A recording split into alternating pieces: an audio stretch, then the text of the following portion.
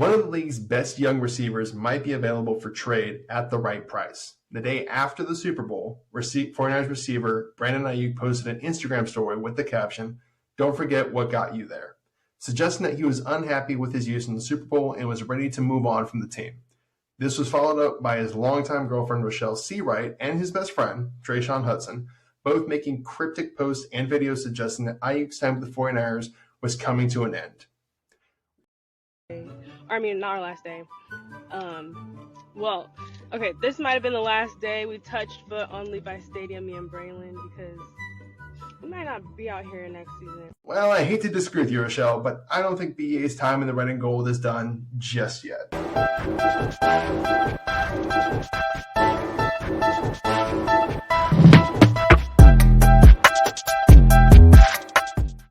To the 49ers fans that clicked on this video to see what BA's fate on the 49ers will be, have you ever noticed the red subscribe button matches the 49ers colors perfectly? If you don't believe me, head down there. I won't even be there. You head down there and check it out. Rumor has it, if you click on it, it might even tell you how the 49ers offseason will play out. So how do we get here? Brandon Aiyuk is entering the final year of his rookie deal he signed with the 49ers back in 2020 when he was drafted by them in the first round out of Arizona State. He had a great rookie season, putting up over 700 yards in just 12 games. Down and 7. A little flip here to Aiyuk, the rookie from Arizona State. And he'll bust it inside the 20 and the 10. And look at that! He hurdles his way into the end zone. Touchdown over Marcus Epps. His second season he was put in the infamous Kyle Shanahan doghouse because of his lack of effort when it came to blocking and other nuances of being an NFL receiver. His overall numbers came in slightly better, but his efficiency dropped as he produced about the same while playing in 5 additional games. In 2022, he started to scratch his potential by breaking out of the doghouse and moving into the wide receiver 1 penthouse.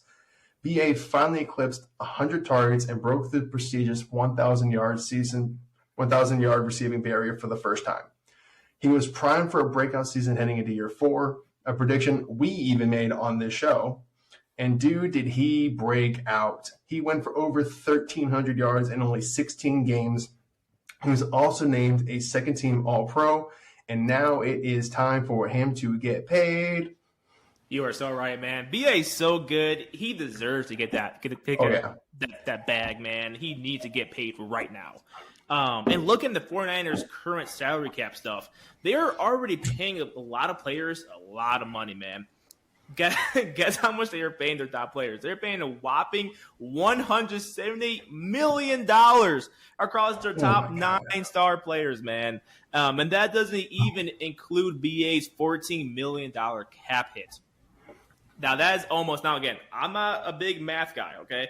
But that's almost 2/3 of next year's budget tied up to just 17% of the 53-man roster.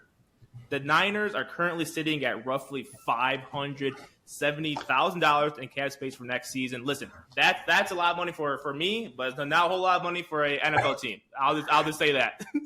Yeah, that is real. I mean, that's next to nothing. So that's it then, right? We made this segment just to tell people he's absolutely getting traded. Duh. No, man. I'm just kidding. The Niners are definitely going to figure out a way to pay BA, man. So the 49ers have gone through with this same problem the last 2 off seasons. Remember the drama around Debo back in 2022 and the drama around Nick Bosa this past season in 2023? If you remember, Debo's contract talk was filled with club videos and interview quotes pretty much saying that he was not going to play for the Niners ever again. And Nick Bosa's contract talks lasted well into training camp this past season, with trade rumors dropping almost every single day. And they were pretty much saying, hey, he was going to be moved off this team. The Niners then signed Bosa to the largest contract ever handed to a defensive player before pretty much around the season started. Now it's back on September 25th. Yeah. The long and short of what we're saying here, 49ers fans, is take a deep breath. It's going to be a long offseason. Content creators need something to fill the time. And the suggestion of an Aiyuk trade is easy material to keep falling back on.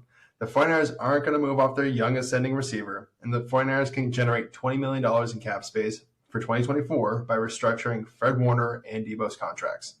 They can also lower BA's 2024 cap hit by signing him to an extension and converting a portion of that $14 million to a signing bonus to be spread out over the life of the extension. The 49ers have only moved off from one star player under the John Lynch, Kyle Shanahan era, and that was DeForest Buckner. They seem to really learn their lesson from that move and acknowledged it as much by bringing in Javon Hargrave last offseason. I don't see them making that mistake again. Yep. But tell us what you all think. If the Niners did move on from Brandon, what haul would it take for you all to feel good with that move? Until next time, it's been the RFL Show.